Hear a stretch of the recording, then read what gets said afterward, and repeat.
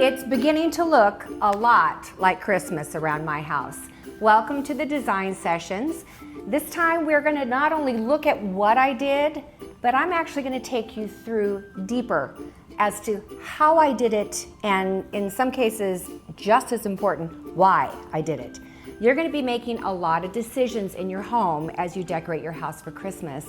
And I want you to have the principles deeply ingrained in your mind so that you can make your choices according to why I do the things I do.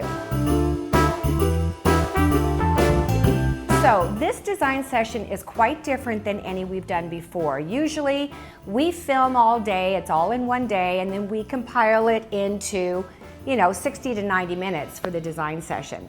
This time we're actually, I had the cameras rolling in my home for the last 10 days.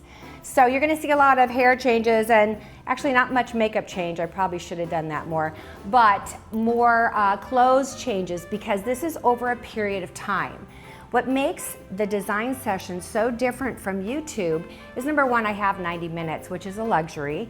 Number two, it's really all of the fine details that we don't have time to go into during a YouTube video. So today we're gonna do that.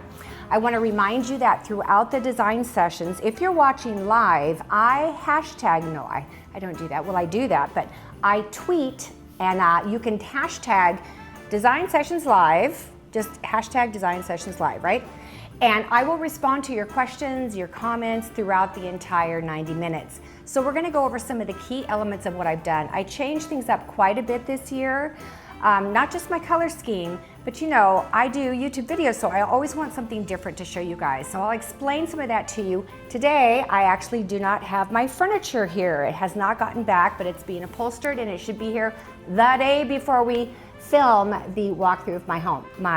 All my built-ins are painted, my stairs were done, the railings were done, and you're gonna be able to watch a little of that because it was all going on in the last 10 days. So are you ready to get started? Remember to print up your PDF so you can follow along with the outline of what I've got for you.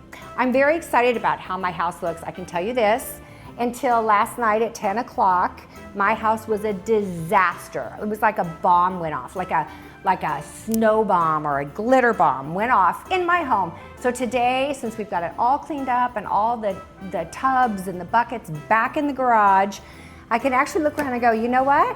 It is beginning to look a lot like Christmas. I'll tell you this, when I do my home, I always decorate my Christmas tree first.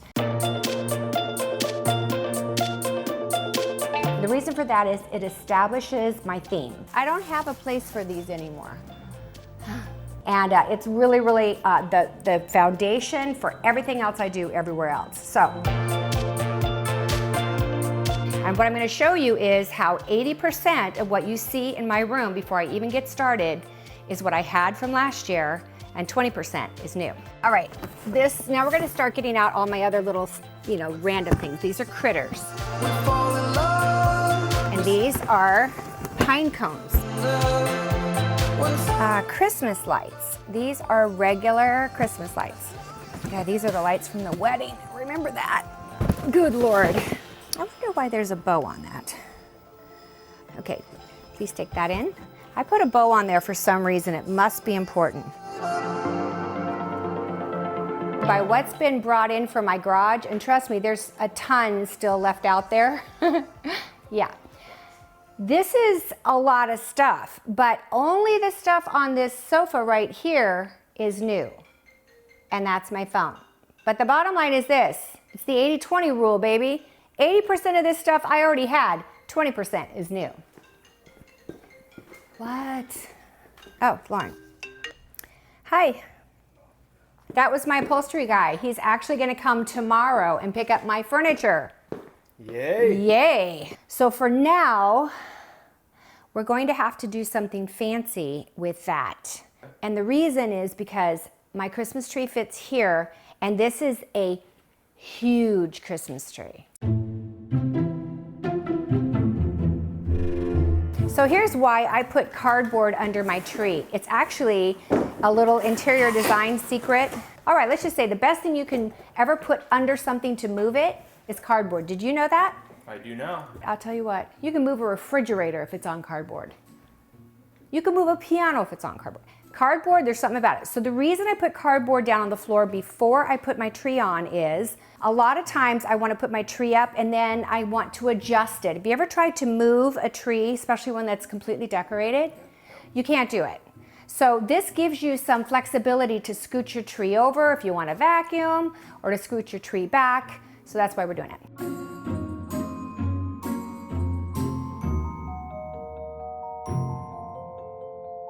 Thing is going to take up most of my living room. Okay, Matt. Yes. Over here, you can come around on this side. You're gonna have to take these out in pieces. Is this the tree in here? Yep. So let's unwrap all of these.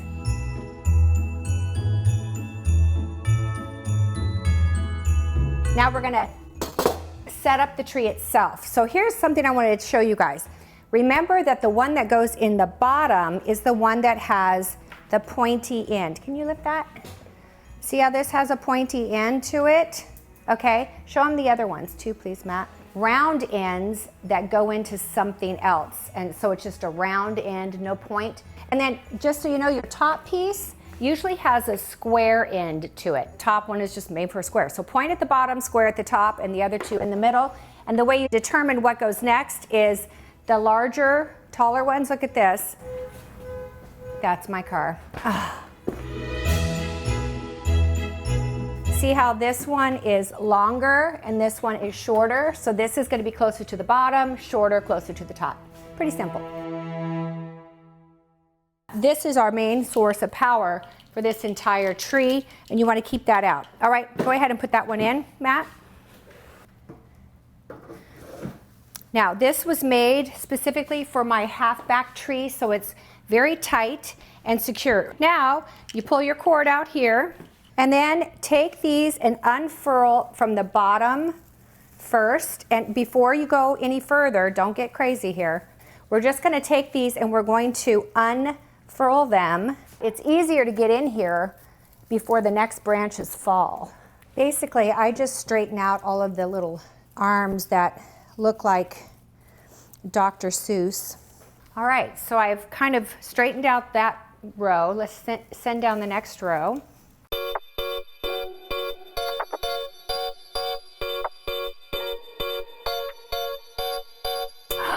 Where's that box that has the bow on it? Let's see if something important is in here. I don't bow things for no reason. Oh my gosh, I am so right. These are the lights that go down the center. These are my outdoor, like, turn it on and timers. Oh my gosh, look at me, I'm brilliant. These are my most important, this is my most important tools box. Woohoo! So Matt is gonna take this extension cord that I have running down the tree, and the reason I like this, first off, it has a stomper on one end, but it has 3 separate outlets that go up the tree. So as you go up and you have more lights to plug in, they tend to be where you need them. Now, let's see what happens. Moment of truth. Ta-da! Let's see. Don't tell me I need 2 friends, Matt. You can let this one down.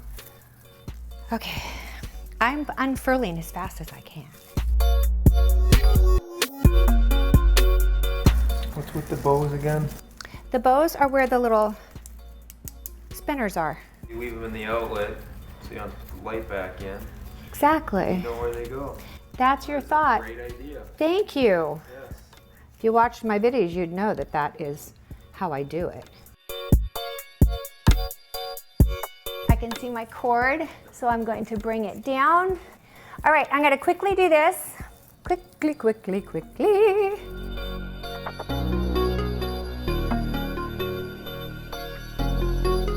This back side over here that has no red stuff on it should be on the back.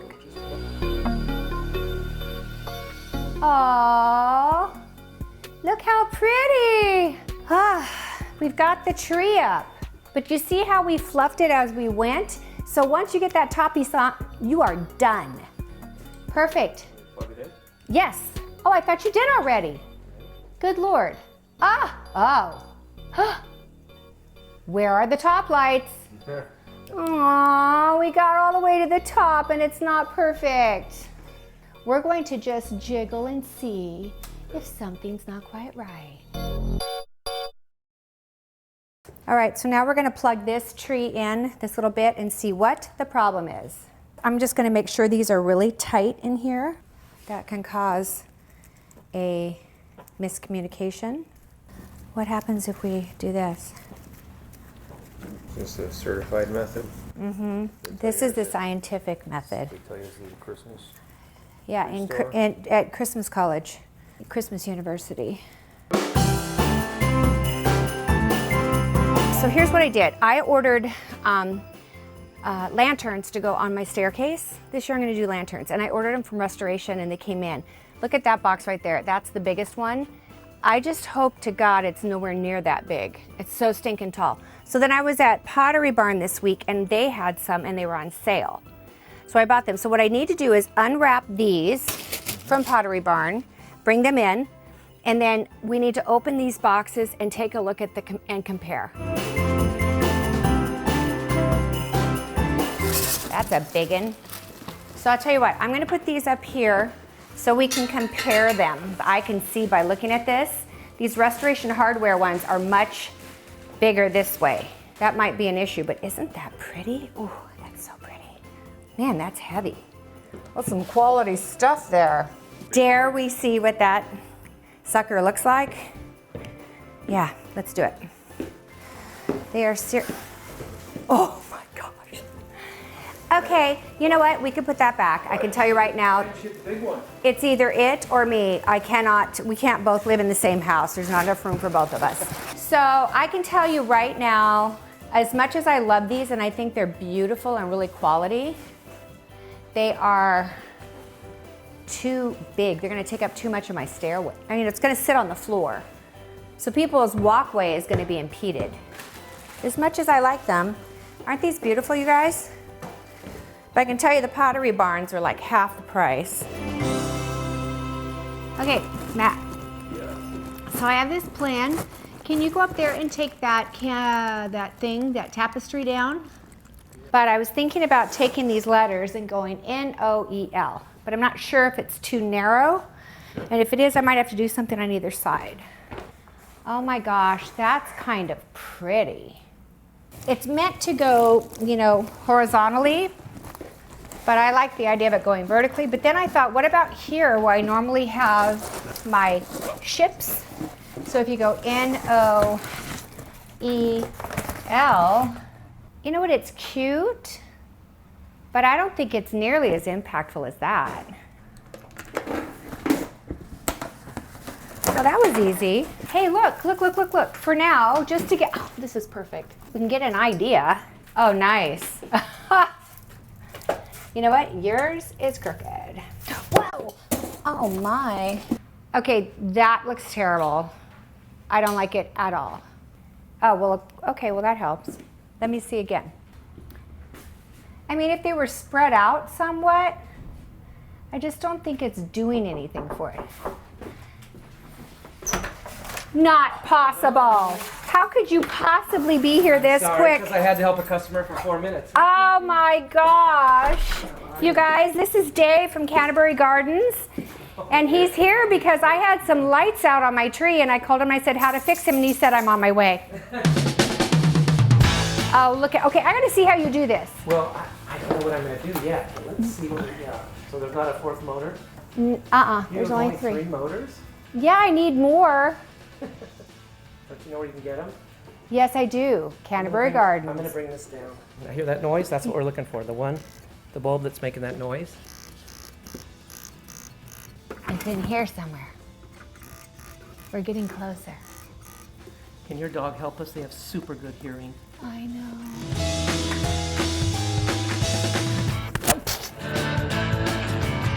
I'll push the button, you touch the things. Like I have the I good hearing. love button pushing. That's it. You must go through a lot of lights. Do you have a person in your store who does this full time? We do. Oh, there is a guy. telling you. And his name is Dave. Three bad bulbs. I don't Wow. know how you do that. Me You neither. keep it on day It's a and night all good- Christmas season? No, I Okay. don't think. Okay, so I want this design session to be practical, and I know that we don't all have access to a Christmas doctor who makes house calls, but I thought that was a pretty funny scene that happened in real time. So I looked through my stuff, and guess what? Becky's got one of those boxes, and I didn't even realize I had it. I think I bought it years and years ago, and I don't even know if it still works. But the bottom line is, if you want to invest in something like that, we're gonna put on the screen what we found on the internet. I think they're like $140, which is a lot.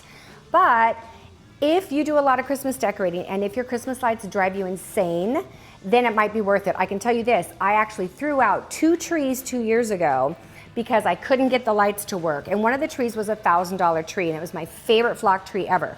Had I remembered I had this, or had I gotten a new one, that wouldn't have happened. So you might want to invest in one of these.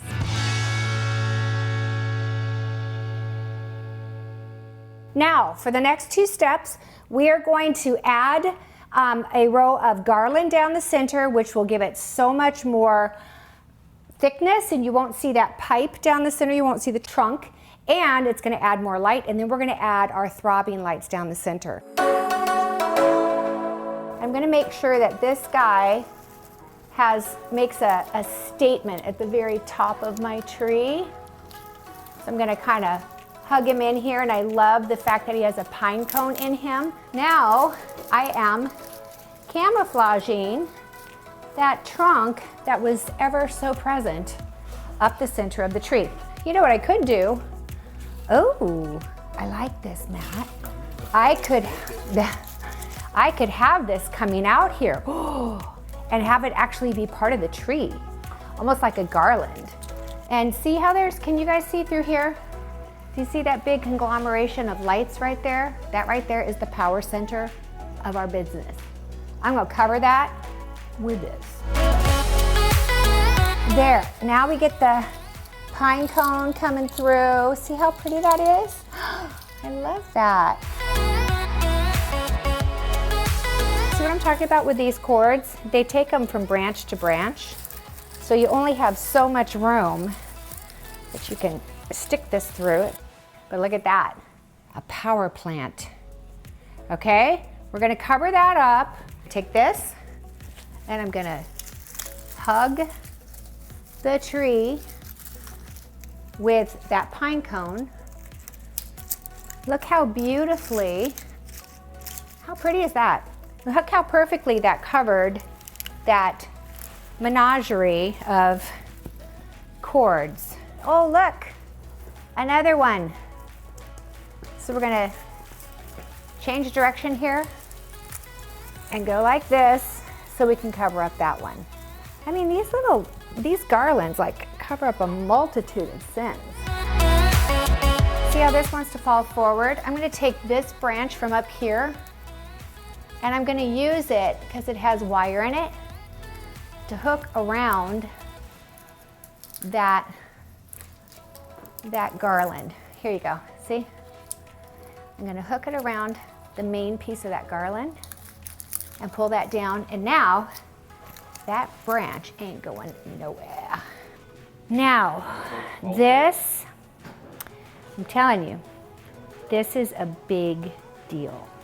I'm gonna start the bottom branch, and I'm just gonna, at this point, loosely lay them on. I'm not gonna do anything permanent, because I've learned that these are hard to make even, and you don't wanna waste your time trying to figure out what to do. Jump up to this one, and then I'll come back over here. And I'm kind of I'm not taking them down to the ends, I'm only keeping it in the center, because I actually want this to be a pretty subtle effect. And because I'm laying them kind of loose, I can go in afterwards and adjust them.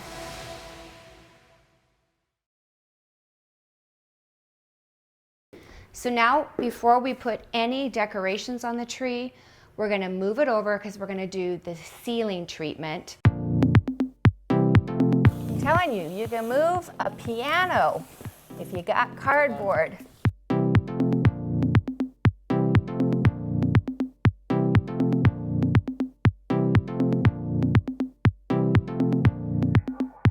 take one and go this direction. You're right, tip of the day. Use your sofa as a pincushion before they pick it up. And then that one, you could go in towards the tree a bit.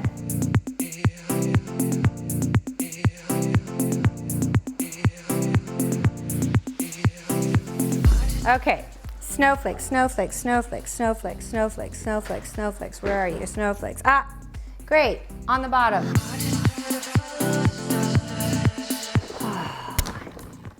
This is snowflake heaven. So I kind of put the ones that don't mean as much or aren't as important to me in locations where they're not going to be seen as much, but they still need to create that foreground background thing. Okay, and go a little higher. Actually higher because I can see the perspective of my tree and my tree is really tall. And let's put a glass one, right? The one that's almost hitting, well, let's see, let's start at the back. Here we go.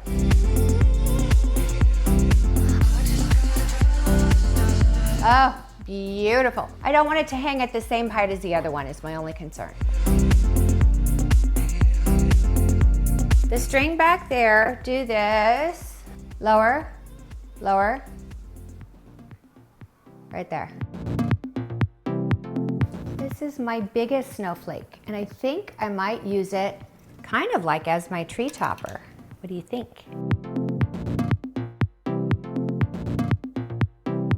When you're hanging your snowflakes or any kind of ceiling treatment that's going to go around your tree, what we're doing is doing all of the back ones first, and I hung the one in the center, well actually he did, the one in the center to give me a bearing. And then all those that are coming around it, then we will slide the tree back in place and finish the ones in the front, as long as he can still get to them. If you hang everything first and you slide your tree back, you'll have a hard time getting your tree back underneath all of it, because essentially I'm starting from the center at the top and I'm having these snowflakes look as though they're falling all around. You'll also notice I have a collection of snowflakes that I've made over the years. This year I'm avoiding the ones that are super bejeweled, but going something with a little something more organic. Good Lord, people. These people, they won't leave me alone. And now we're gonna put the rest of the snowflakes around the front part of the tree. I think it looks pretty nice. What do you think? Looks great. Lower, lower. I need one to hang real close in there. Exactly.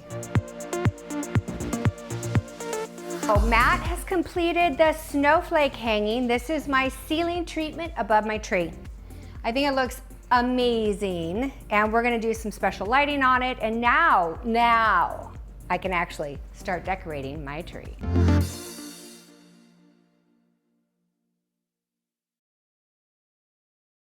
Well, hi guys, hello.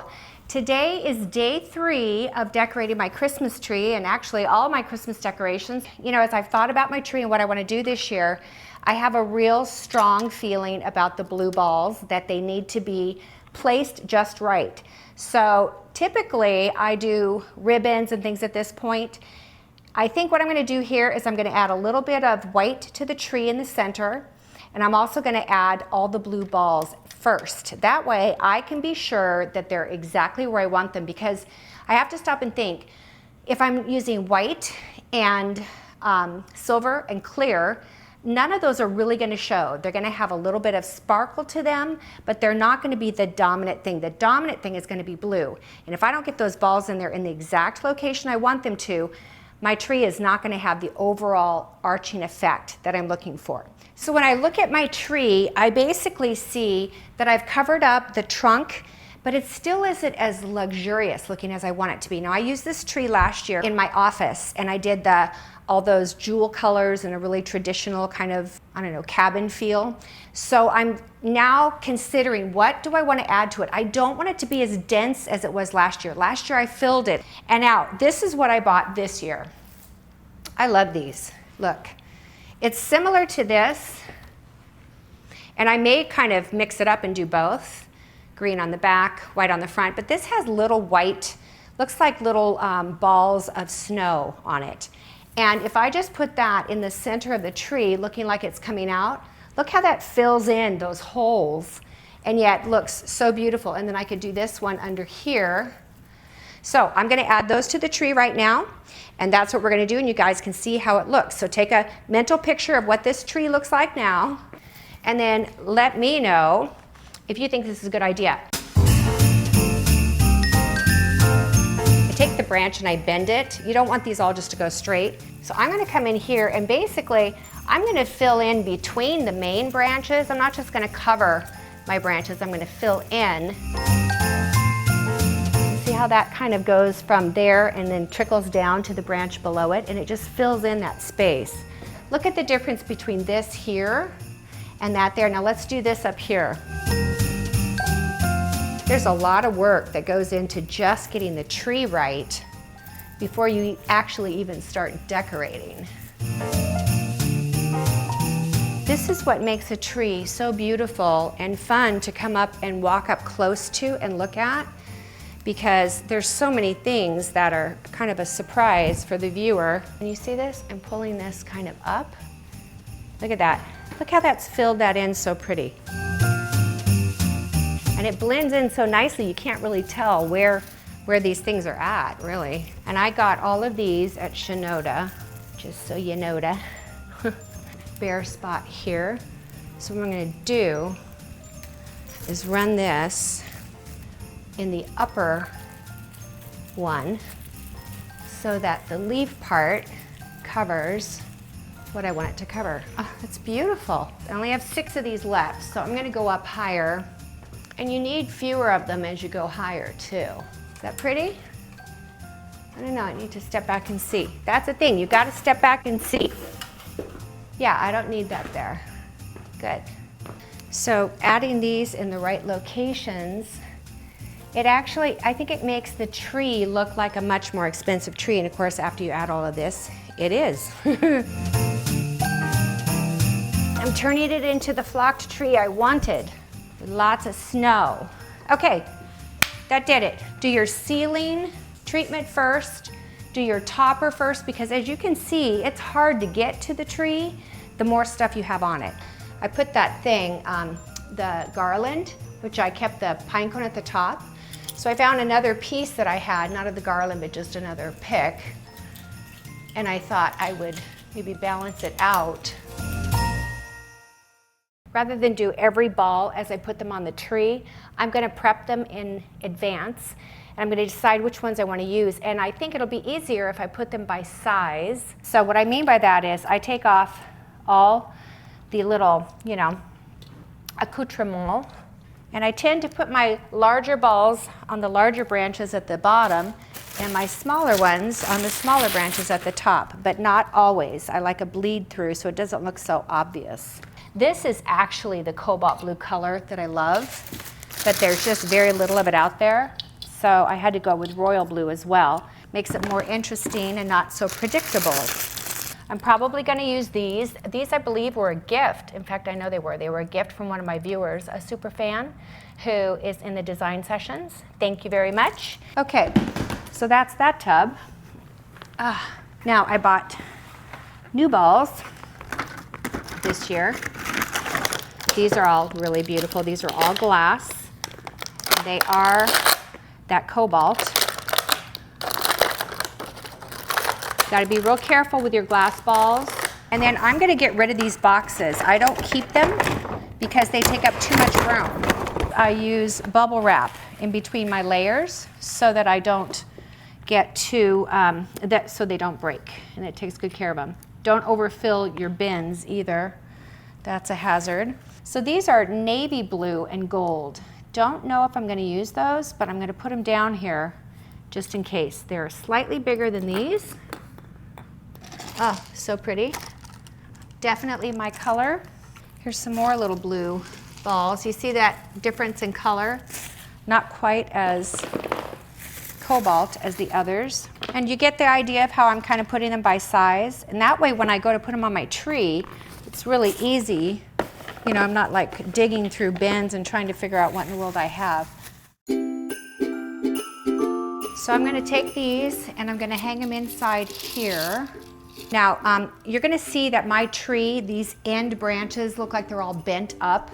That's kind of a downside and a hazard of an extra large tree. When you put your ladder up against it, the branches always bend. So I can't really unfurl these till the tree is done.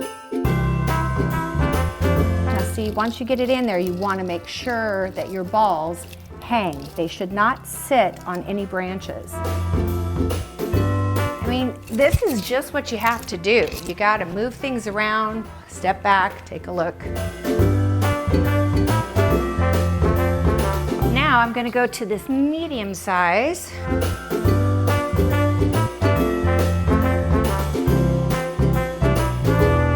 Look, I'm putting a relatively good sized ball up high because I do like to change it up. My vision was that the blue would be set deeper in than all the other colors. So do you see how I'm kind of like evenly dispersing them at different heights, sort of different shapes, sizes?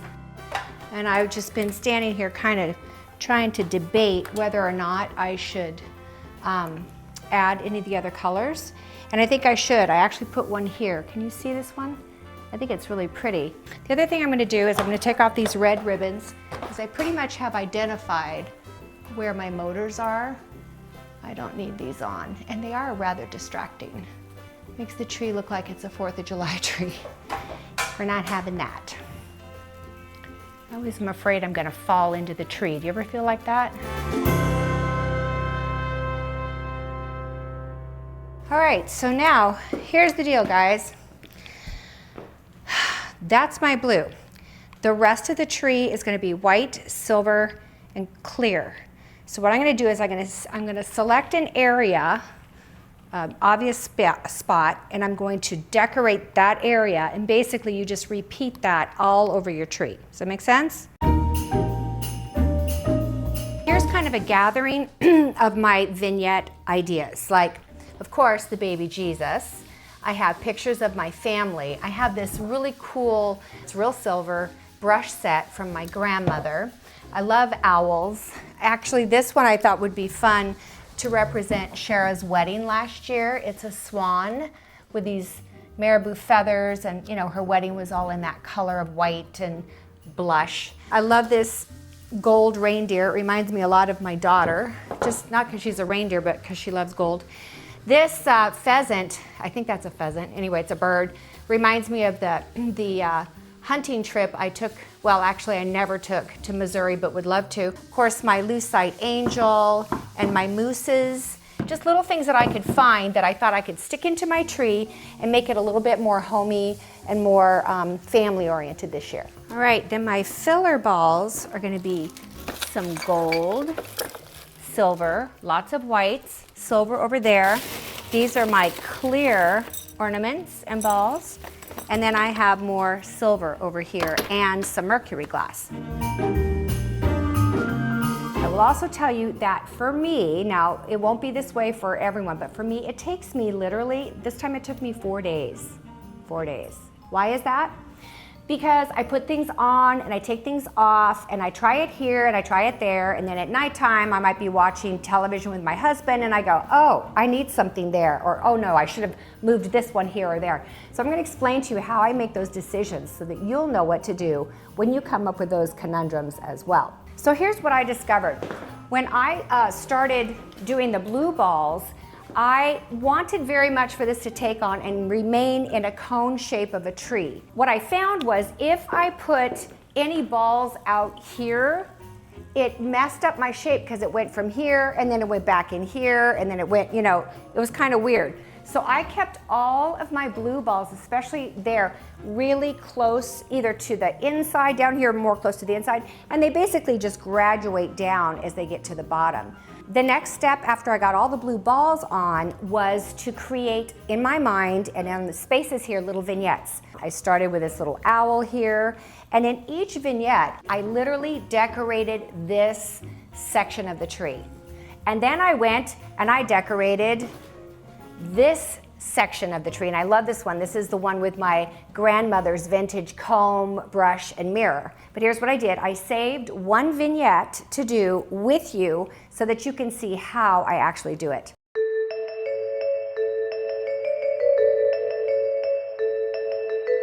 Each one of these vignettes means something to me, but in this one, this is actually, here's what it means. It means this is the Montana vacation home I never had. So what I'm gonna do is I'm gonna start with this faux grapevine wreath. Now, you know I use real grapevine a lot, and I've used it in my house and other places, which I'll show you. But this is actually the fake stuff. It's artificial, and it's from, of course, Shinoda. And I love this stuff because you can manipulate it any way you want. So I'm gonna take this guy, and I am going to push it deep into the tree. This is why you do your vignettes first before you have everything else on your tree.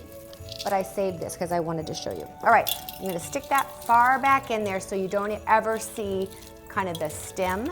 And then you can take this and you can literally just spread it out any way you want. So I'm going to kind of bring it on down to this branch because this vignette is going to cover from here down. This is sort of my shelf, my landing point. And then I have some other hairy stuff that I might use, but I love this little pick with pine cones and a little bird's nest, and I'm gonna kind of put this deep in there as well. Not too deep, because I want the nest to be seen. So guess what, I'm gonna pull it forward now that I see it. And the key with this, sometimes you need to wire things on, and sometimes you can just lay them and they ain't going anywhere. He's like a fake tree. I have command and control, I love that. So see how I brought that branch over that so it sort of looks like it's not just sitting on top, but it's part of the thing. So we're gonna take him, and now the best part about him is not this, I think it's the back of him. So I think if it looks like he's just landed, maybe, on the tree here, and he's checking on his babies. Oh, he could be sitting up here. Or he could be, this is perfect. He could be sitting up here. And this is how I do it, by the way, this is real.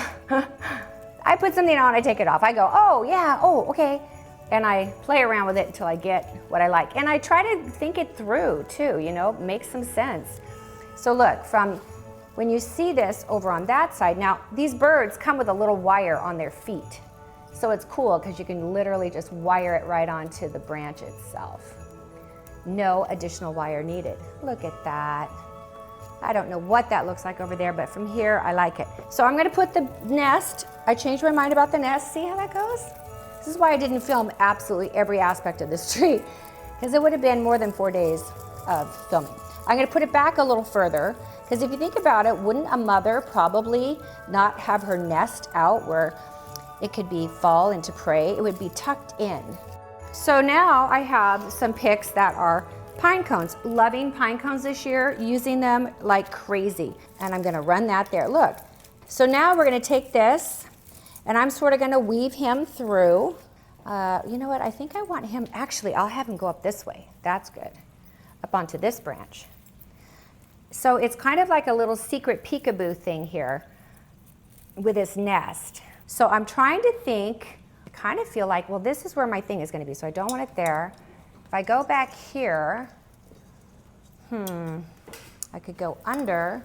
You know what, I may take this blue ball off and find another location. So see, that's what I do. That's why it takes me 4 days to do this. I put it on, I take it off. That can hang there, or I can bend this wire here and make it hang a little higher, which I think I'm gonna do, yeah. Because I want it to have, remember, always take your branches and move them down or up. And then I also had these little balls, and I thought these were cute. And these are actually from Scott's old place, and they're like branches and weeds and stuff, and it's in my color theme, and I just thought it was really cute. So I'm gonna put one of these under here, and I have some cute little mercury ball things that have like a metal, like a rustic metal top to them. So look, I'm going to add this ball here, right above his head. And once my thing goes here, I think that'll look good. I'll add this larger one right here. And why am I deciding that? Because there's space. Whenever there's an open space here, it's easy for me to look at it and go, okay, there's room for something to hang there. Look, that's just like literally above the nest. How cute is that? So now I'm going to add one of the beautiful glass ornaments that Damian Wright sent me. He sent me a box of the most gorgeous Christmas decorations last year. So I'm going to put that there. Look, and it's just the right height. Isn't that pretty? You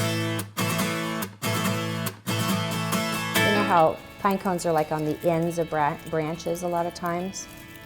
And that's the thing about wired pine cones. They're awesome because they're easy to play with. So these are cool. Have you seen these before? I got these at Shinoda. So let me tell you the difference between Canterbury and Shinoda, because a lot of you are probably wondering. Canterbury is the perfect place to buy completely decorated things, like a wreath that's already decorated, a garland that's already decorated, a centerpiece. If you want to do like I do, where I actually arrange my own stuff, I'm going to use the smaller one in case you're wondering what the heck I'm doing. Shinoda is such a great source because it's where you get all the supplies. You ever seen a pine cone like that? It's like a banana pine cone. I've never seen it before, but I think it would look really great like that. That's pretty. Do you see that? I like it there. Okay, so here's what you do. This is a really valuable thing I'm about to show you. So you take a piece of your floral wire and your little cutters. So you take your wire like this, the piece, and you go around the bottom, and you see how you can hook on to the actual, like, the scales of a pine cone. And you gotta decide how you wanna put it, right? If you wanna put it like this,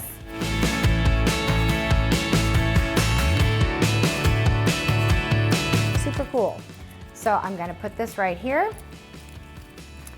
and I'm putting it on top of this cute little ornament that Susan Kapamachia gave me last year. I met her in November. She's a member of the design sessions. Hey Susan, I hope you're watching. There we go. So I just twisted it right onto the branch. I think that there's a few more things that I would add here and here because it looks a little bare. You could add a little earthiness, or this guy. I'm not going to tell you where I got it because you know where it is. It starts with a, you know what I'm saying?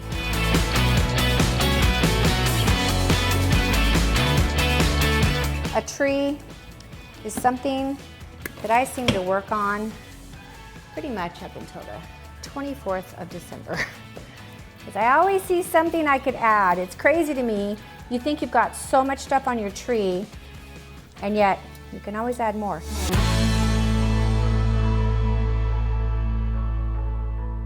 One last thing before we leave the tree, you'll notice that I ended up putting an angel as my tree topper this year. I just literally wired her to the front of the tree.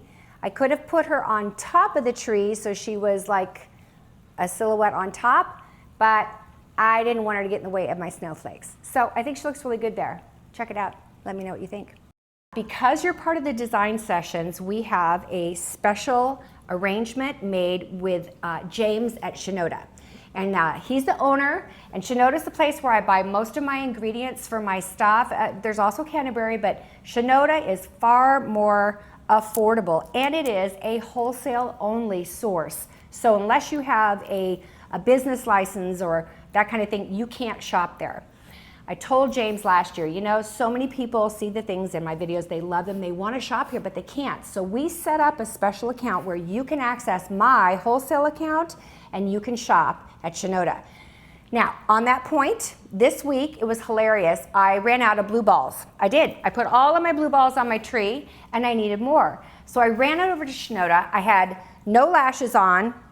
I had no makeup on. I looked like crap. I had a baseball cap on and some sweats. Pretty. You're probably not ever going to see that because I'm never going to let them film it. I walked down an aisle and another woman and her daughter walked down the aisle, and she looks at me and she goes, "Oh my gosh, I want to give a special shout out. Her name is Jessica. She is part of the design sessions, and she heard last month when I announced the Shinoda wholesale thing. So she contacted them, told them she was a member of the design sessions, and they set her up to be able to shop in the store all day. And I just want to give a special shout out to Jessica. Mwah! I'm excited about your color scheme, Jessica, and all the things that you bought, and I know your Christmas is going to be absolutely fabulous.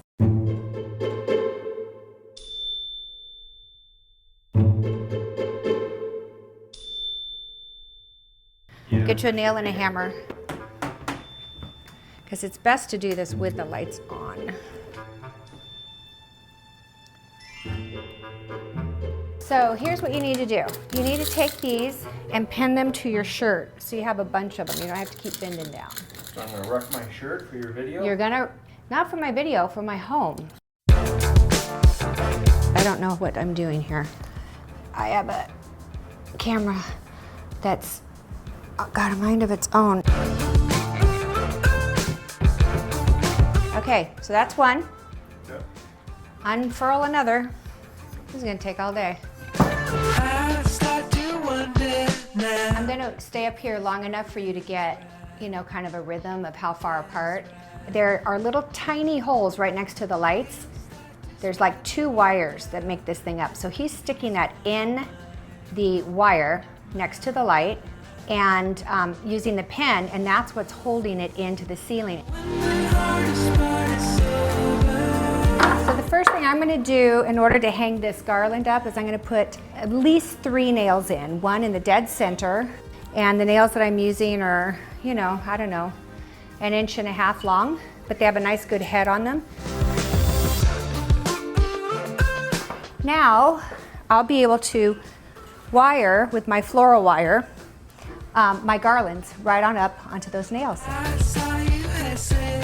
So this thing is wired with a bunch, like probably 3 sets of lights. That's a lot of tags and extra bulbs to take off.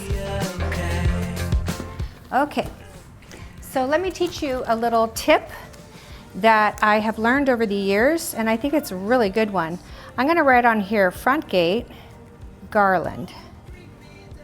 All right, so what I'm gonna put in this baggie is the replacement bulbs and the fuses that came with these garlands. Come here. For years, this is Zoe. She's our new adopted dog. I have baggies that are marked that say my white flocked Christmas tree, my green skinny tree, my green 8-foot tree, my half-back tree, and all the other things. So it's a really smart thing to do, and then keep all of your bulbs in one place.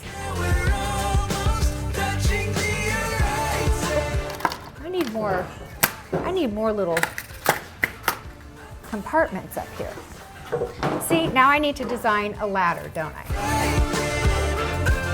So that's kind of a gentle arch, which I think might be enough. I don't really want it to look like a Victorian swag.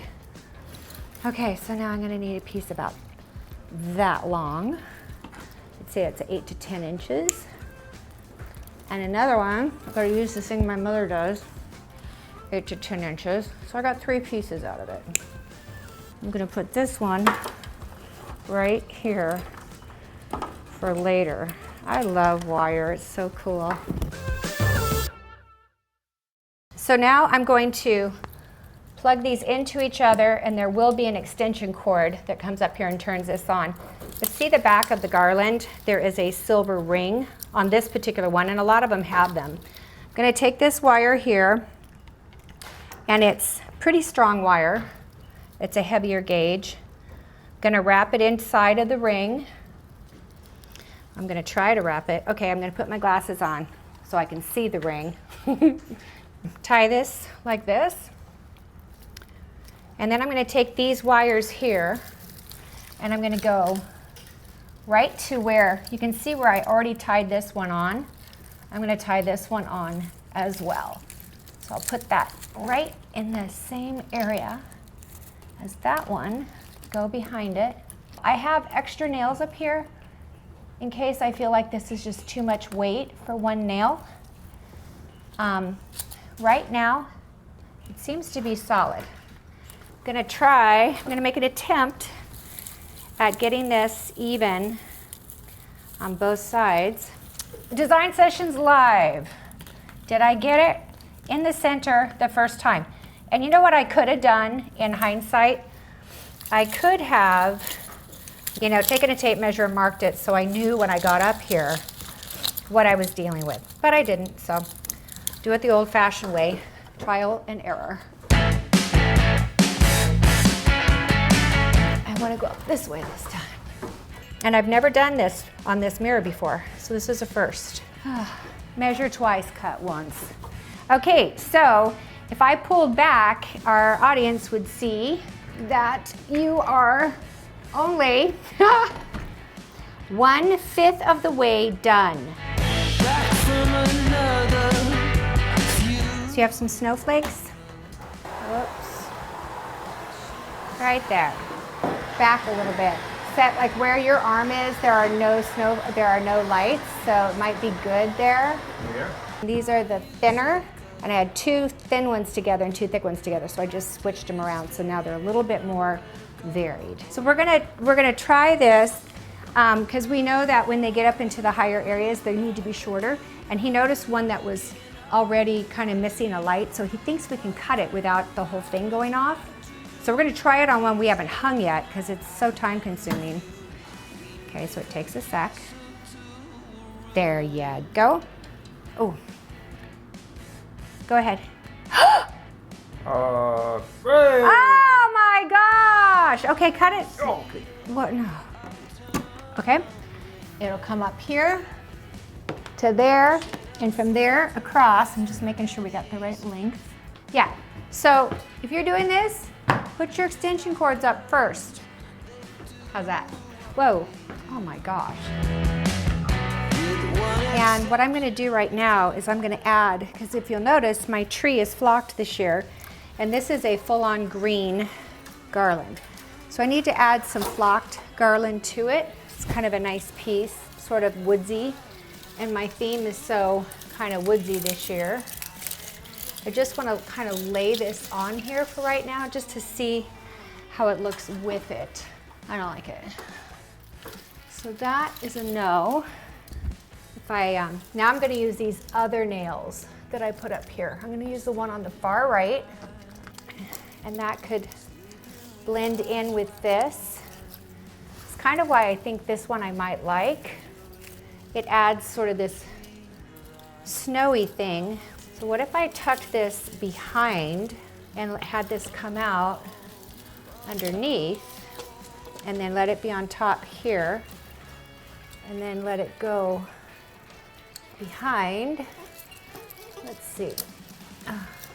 And you can kind of twist these whichever way you want, which is cool.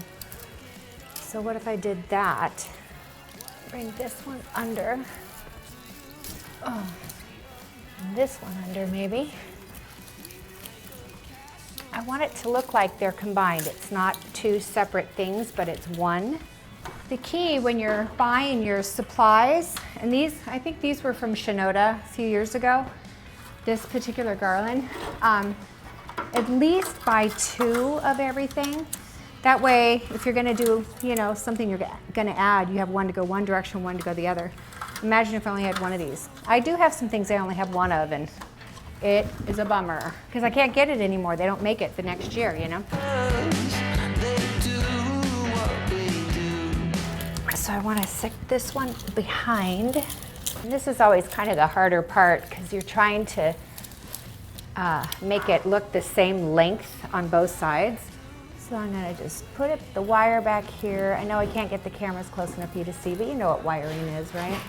Okay, so Matthew's going to go up and hold some of these things for me up in here so that I can decide what I want to use. And put it, no, not above, in this very kind of in the middle of it, like almost like you're smashing it on top of it. Like this? No, inside of it. Yeah, like that. Only go to the left.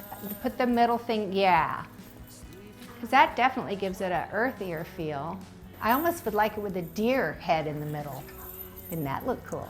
One last thing. I want to see how some of these things look in it. If I stick with the elegant But I don't think I want elegant this year. It just gives me ice, but it doesn't really give me snow. So I say no. Thank you. I have a vision, and it's gonna involve a deer. I'm gonna go looking. I gotta have a deer head around here, right?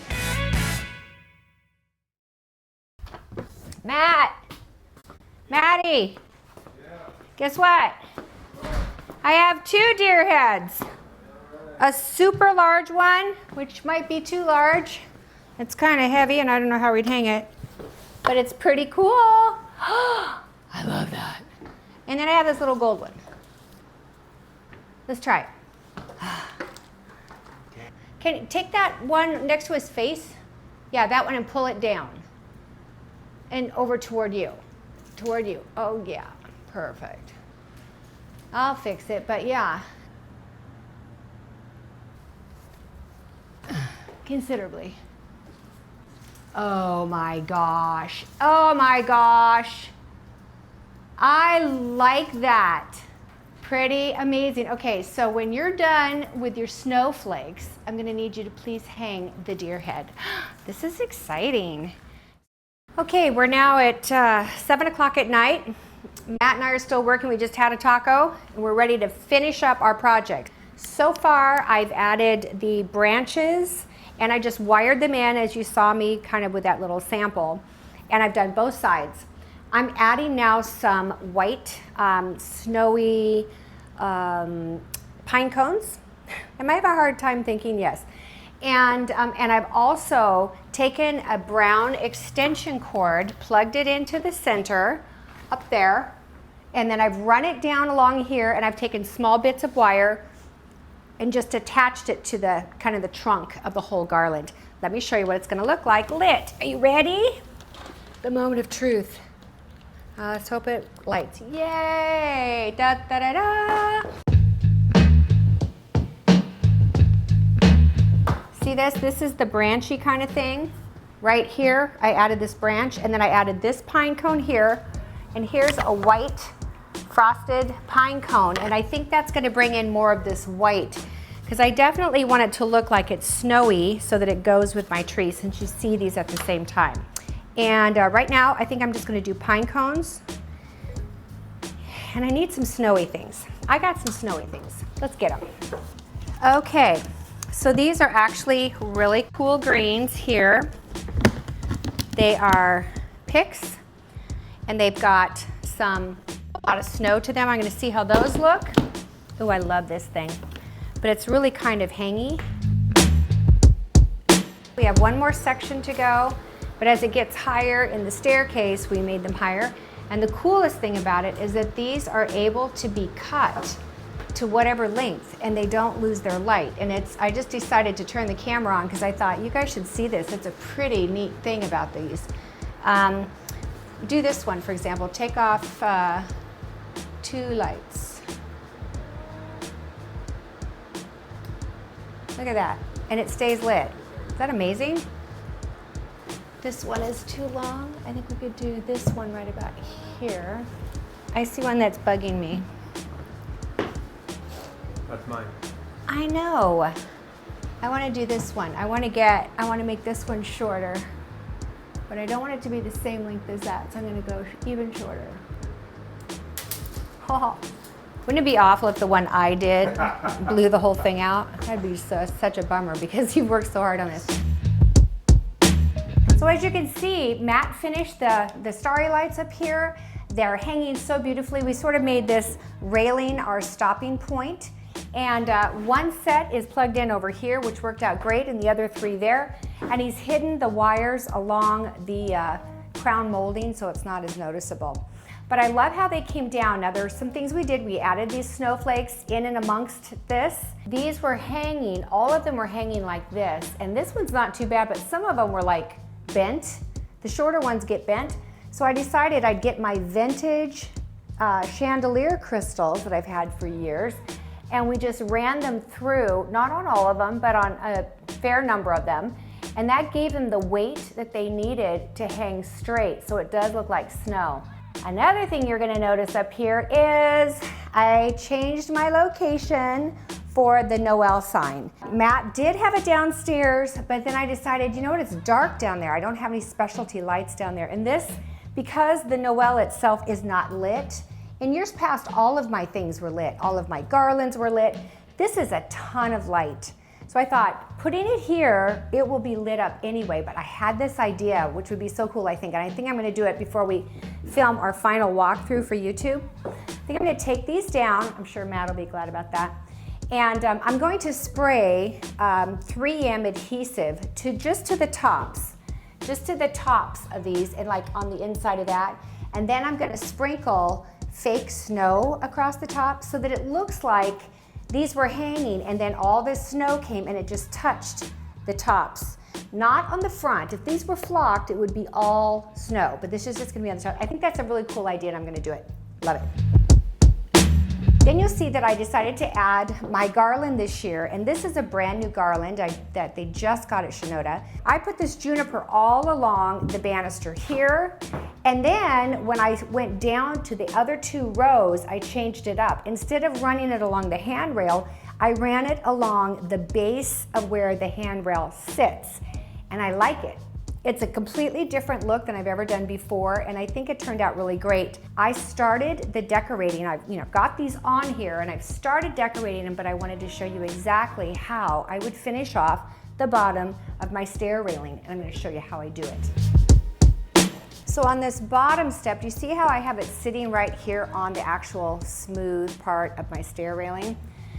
I put the same juniper that I have up there, went right down. There's basically 2 layers of juniper to get this look. One is not thick enough.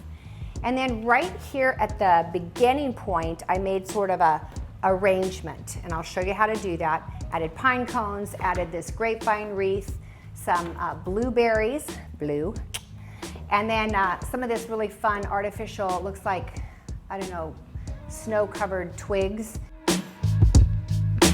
Let me tell you a little bit about this juniper. This is how you get it.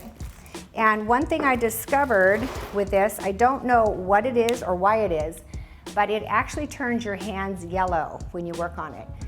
I'm gonna talk to James about that because I don't know what it is, but it's probably some sort of preservative kind of thing that they use, I don't know. So here's what we're gonna do, and if you decide to get something like this, I think these literally, if you bought these at a Christmas store, you'd spend probably $45, $49, even more per thing, and they're, I think, $26 at Shinoda, so it's a really good value. But I'm going to talk to him about the yellow. Meanwhile, I'm going to use gloves while I do it so I don't end up with yellow fingernails.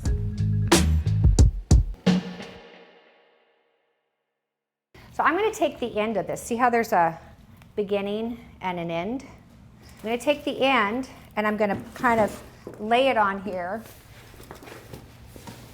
And I've already run some natural, and this is real, grapevine wreath through it. So I feel like this needs to be a little more beefy down here. Now I'm going to come in here, I'm going to get some wire. So I'm just wiring it there, and that will get me, and now I can cut those wires off if I want to, but I'll wait and see if I need to, because sometimes I use the wire for an additional piece. Sometimes I pre-cut some of these just to kind of keep that together, okay? Now I'm gonna bring it up here. I'm gonna wind it underneath. I'll pull this stuff out and through.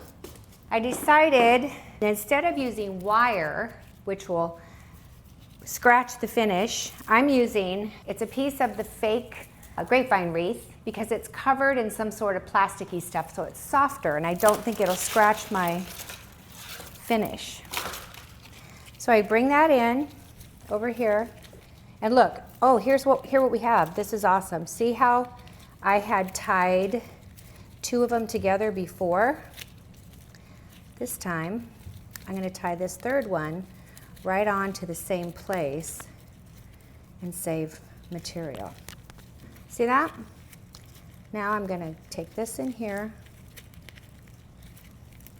tie it down real tight. So the idea is that you can weave different kinds of materials together. I usually, when I use a garland, I almost always do more than one garland at a time because I like the different textures. So now I've sort of just woven the stuff through. Gives it a thicker look. So right here I see a train wreck. I have this one, and this one all kind of coming together at the same place. So I'm gonna tie those down together and tie these together.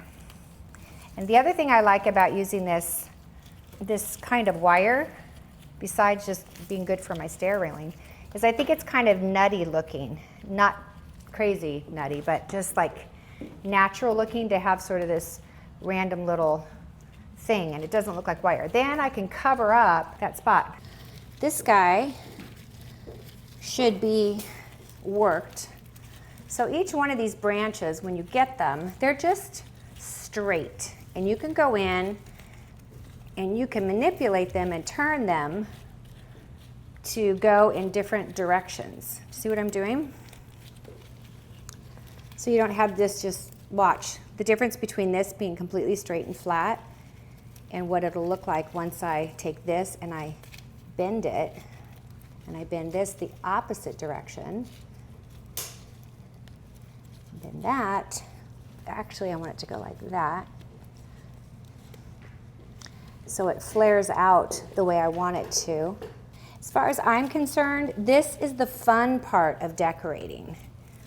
It's really fun for me once I have all my basics up, and then I can just start adding all the accoutrement.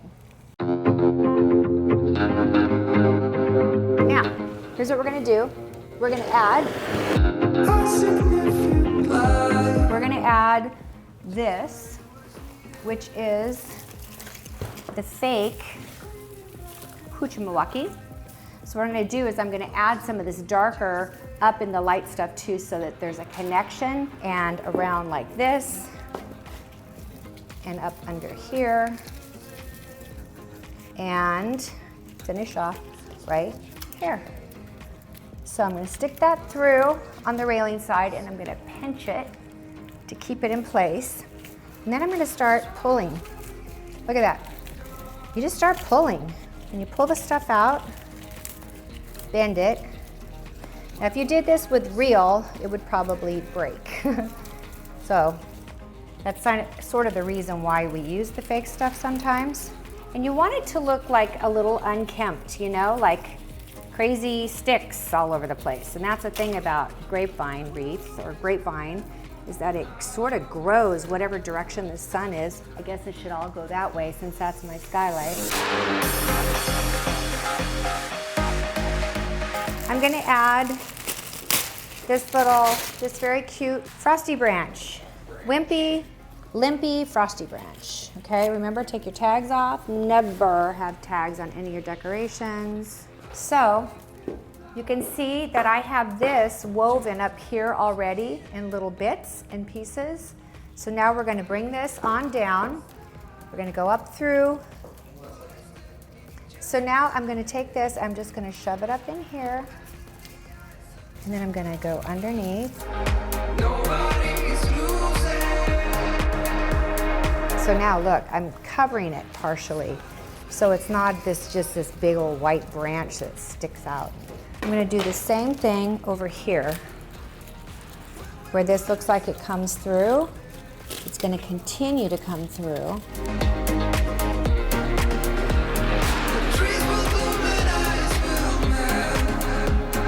So it's kind of like this, and like this, and like this.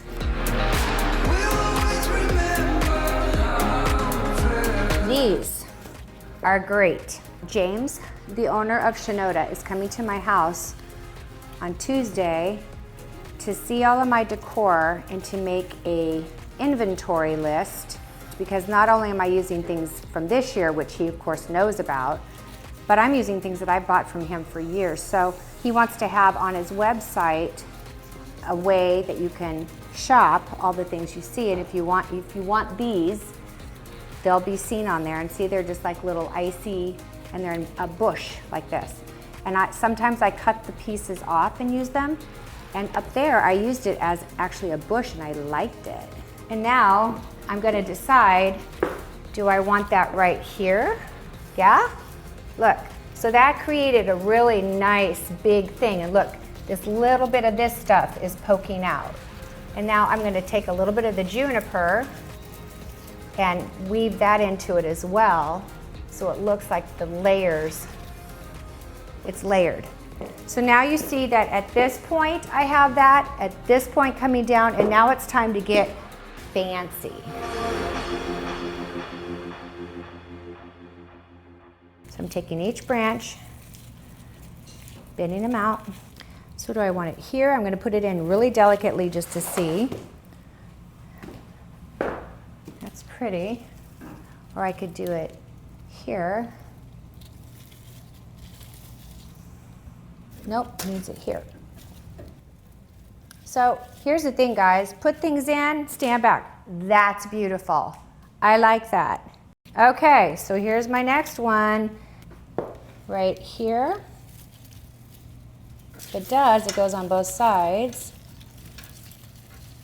So now, this one spanned the space for both sides. I'm going to do a final one down here, I think. Okay, let's try it right here. And I'm going to pull this little guy out. On this one, I feel like I need to tie him down because there's nothing holding him in place. Okay, so that's what we have so far. How's it look? Okay, so down here, I'm going to shove in above that last thing some little blueberries. Okay, now look, I need to cover that little hole. So as you can see, I don't have come up with a recipe, you know. I do it all by looks as I go.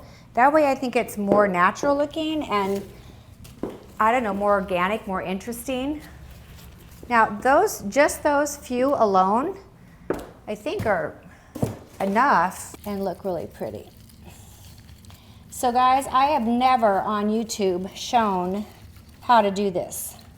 But these are the kinds of things, this is what should be really helpful for you and really valuable as far as the design sessions are concerned. And then I can put in smaller ones here. This one actually has the snow on it. So do we want it to be at the bottom or do we want it to be kind of here? And I'm going to wire this to the stem, get it back here, and I just twist. And then once you get it on, the cool thing is you can turn them because that wire is just really bendable. Oh, that's kind of interesting. So I'm going to just pull this out from underneath there and bring it back over the top. If I wanted to. So hopefully by watching me step by step on this, you're getting the point that it takes time and it takes patience to try different things until you get what you like. So I'm thinking that I will wire this like this. So when I get that under there, it is ready to go. Raise it up here, higher than what I had originally. Tie it around the base of the stairs, and this is literally something I'm just feeling. You are not gonna be able to see it. Then I can tuck it in. Now, I need a couple of bigger pine cones to go here, and then I think I'm pretty much done. So let me do that off camera, and we'll bring it back and show you what it looks like, okay? So I have these little they're glass actually, snowflakes. And I thought if I just dropped them on the top of this as if it actually was snowing, just to give the little reference to snow, even if it's kind of subtle like that. Up here, just a little touch. Now, I made up some really cute lanterns, and they're silver like a pewter look, and I'm gonna put those on my staircase and arrange them. Not 100% sure I'm gonna do it, but I got different sizes. I added some little critters and some greens. Take a look at this one. It was so tall that what I did was I actually put a candle holder inside of it so that I could prop a candle on it, because there's no way I could get this tall of a candle in this birch. So some of these candles are the birch wrapped ones and some are regular. But the best part about these are battery operated. They're by Pottery Barn. They're super expensive, but they're great, because I was afraid that if I put actual candles in my staircase, it might cause a fire, which would cost a whole lot more than these silly candles. So I'm thinking of putting the tallest one here. I combined the birch with the white candles because I already owned some of the white ones. And for cost savings, if you click the first click, it just turns them on. Aren't those cool? If you click the second one, it puts it on a timer. And I don't remember exactly, but I think it's maybe 6 hours or something. So what you want to do is you want to turn them all on at the same time. And these batteries, honestly, will last you all holiday season. All right, let's get the rest. This one's so cute. Now, I can put it over on the side over here. Or my original thought was that I'd put them here, right like that. Cute. It brings the blue in from my tree. And here's what's so cool about these candles is they look so real, very realistic. I think they have like a little blower inside them or something. How's that look? So I've got one there, one there. How about I do the two? There, that makes sense. And then up here, you see it as well. Do you like it? I do, and you can see it from here because this is still very open. So I love how my garland turned out, and doesn't that deer head look amazing? What I did after I stopped filming the actual process of hanging it and getting it up there is I added a whole bunch of grapevine wreath. I added the snow twigs in it, pine cones, and extra kind of like green things.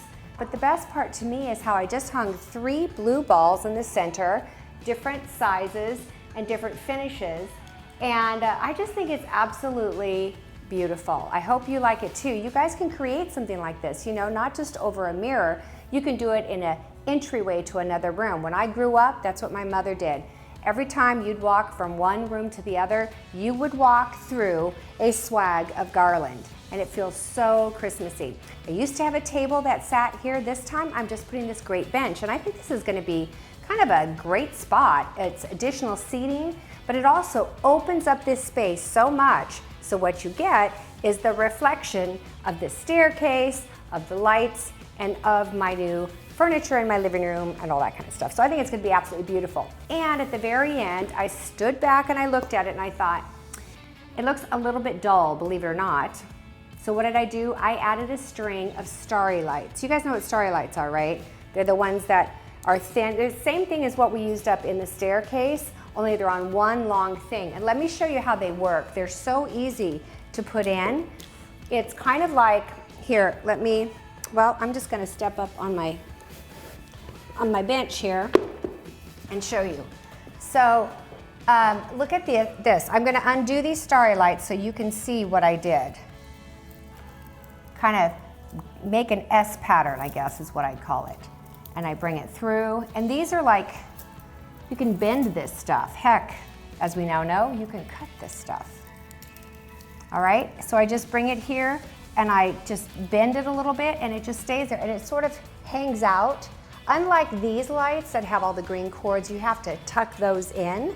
These just sort of hover over the top of things. So it's really simple to do. Make yourself a garland. I promise you, you will love it. Put it anywhere in your house, over a window, over a doorway, over a hallway entrance. Just do it.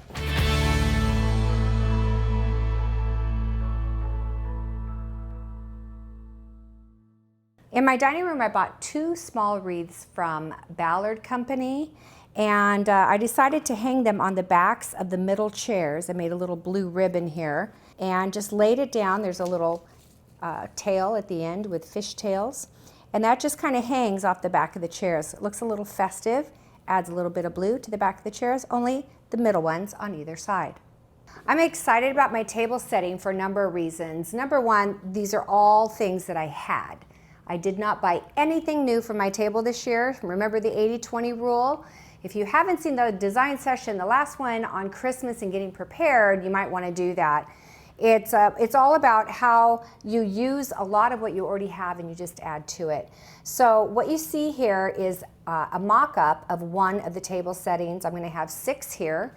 And here's how it goes. I started with my birch chargers. And I bought these chargers, last year, I think. And I think they're very woodsy looking, and I love birch wood. My candles are birch, and I'm using a lot of birch this year. Then the dishes that fit on top, the china, is actually the china that I selected when I got married. Isn't that funny? Cobalt blue was a big thing for me then, and it still is now. This is a bread and butter plate over to the side, and I put this vintage, I think it's meant to be for a drink, but I'm going to use it for fresh fruit or something like that. And I think it's so pretty on top of there. Notice that these blues don't match exactly, but that's okay. I like the combination of blue shades.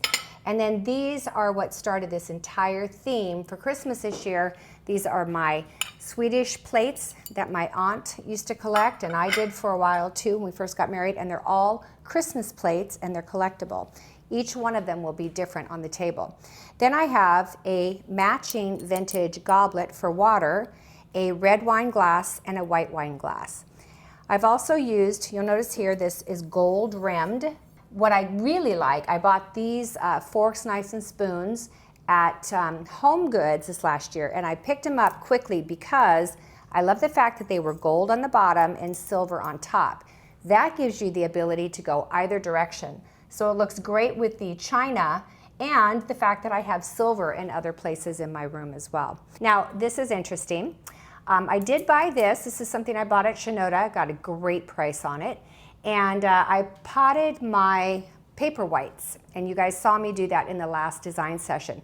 Well, this is how much it's grown in, 3.5 weeks since we last filmed that one. Not fast enough. And I'm a little concerned because I'm filming the walkthrough of my house next week. So I'm going to show you my little trick of what I'm going to do. I bought some fake paper whites.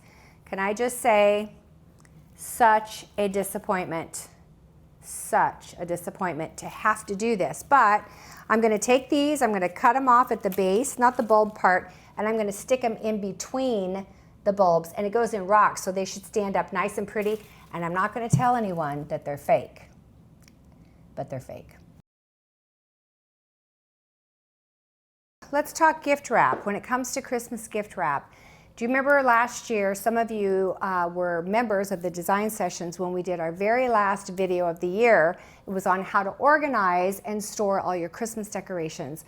I also included in that a whole section on gift wrap. I created these 4 boxes of all the things that I need and I use when I'm wrapping. But in the bottom, I've got pens. I have chalk in case I have a name card that's a chalk one, right? Those are popular now.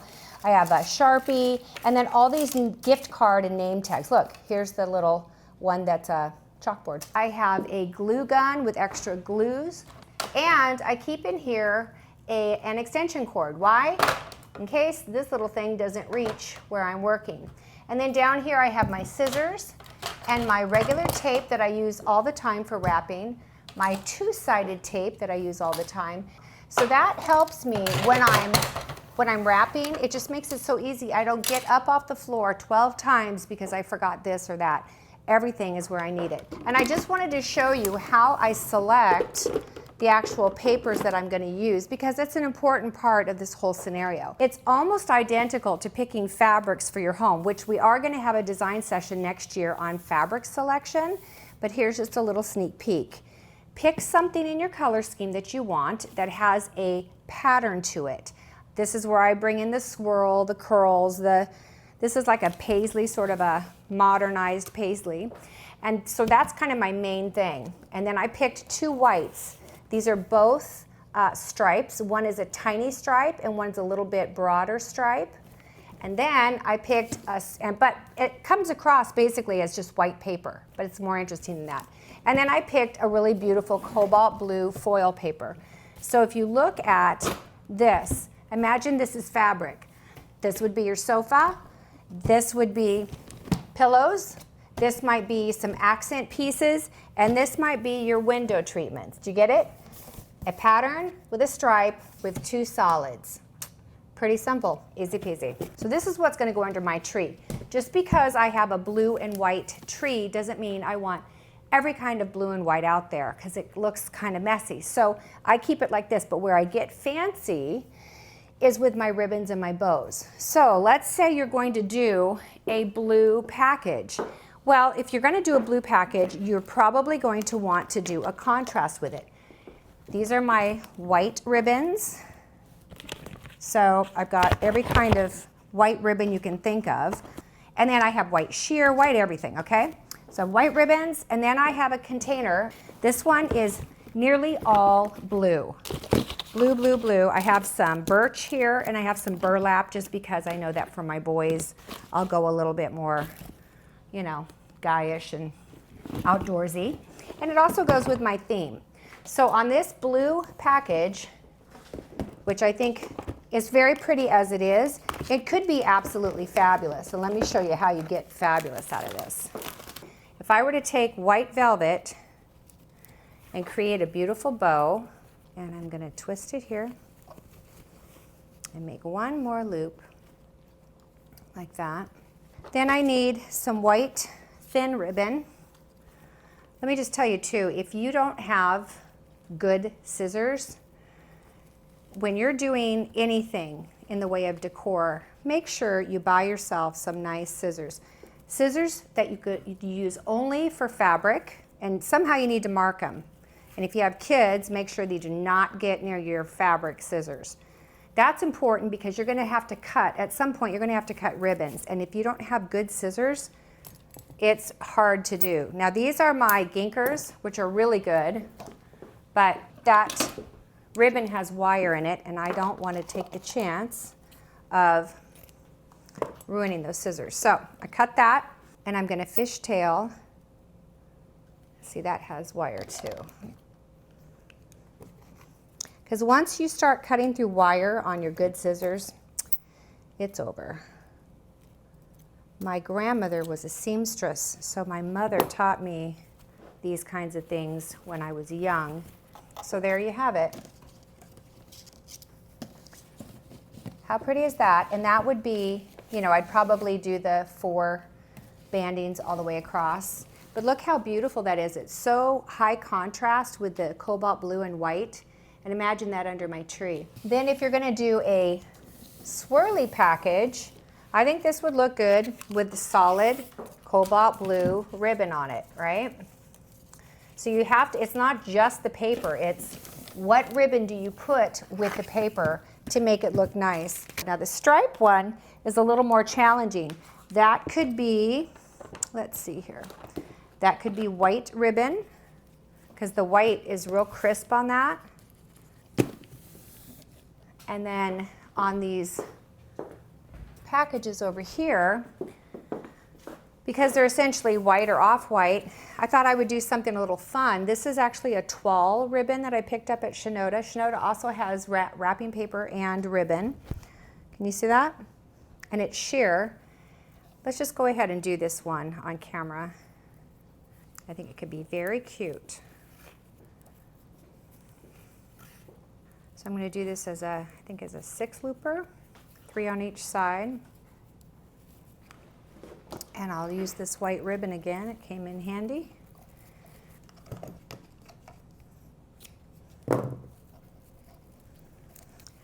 So that could sit, and it's an oversized bow for a small package.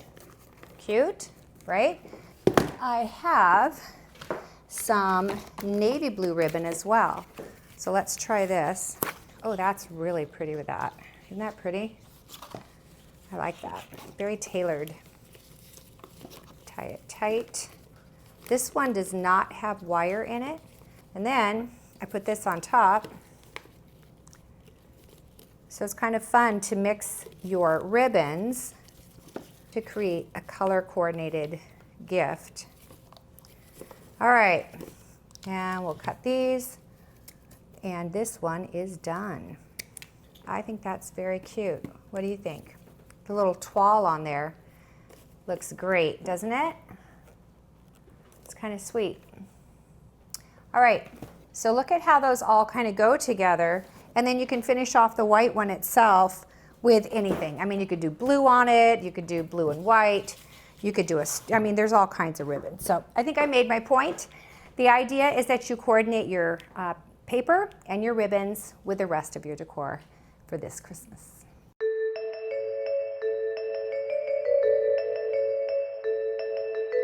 I almost forgot to address the elephant in the room, only this time it's a horse. Did you see I got my artwork? I think this turned out awesome. Jeremy at Artware framed them for me. So much fun picking out these frames, and I think it looks amazing here. Now, my mantle is not done yet, nor are my buffets on either side. And as you guys know, most of the time my Christmases are very glitzy, and this year it's very dusty, very toned down. So I hope it's still exciting for you. I think it's pretty classy looking myself. And yeah, this will be done by the time you come and see the final reveal video on YouTube. That, along with everything else, my kitchen, my bathroom, my built-in, and of course, last but not least, my sofa, my love seat, my chaise, and my chair that are being reupholstered as we speak. In fact, it's Sunday, and I'd probably lay odds on the fact that the guys are actually working today because they know I need this before I film on Wednesday. So when you come back to see the reveal, it's gonna be amazing. Okay, guys, here's the thing. I want you to have the best Christmas ever. I have a feeling that if you, in fact, not just a feeling, I know that if you take the different things that I've taught you today, last month's design session on Christmas decorating and being prepared, regardless of what your theme is and what your color scheme is, it can be so you and so beautiful. It can also really represent your family and bless them too. I want to wish you a very Merry Christmas. I know your home will be beautiful. I know you'll be proud, and you'll be so excited to have your friends over. Okay, you and your family, Merry Christmas. Bye-bye.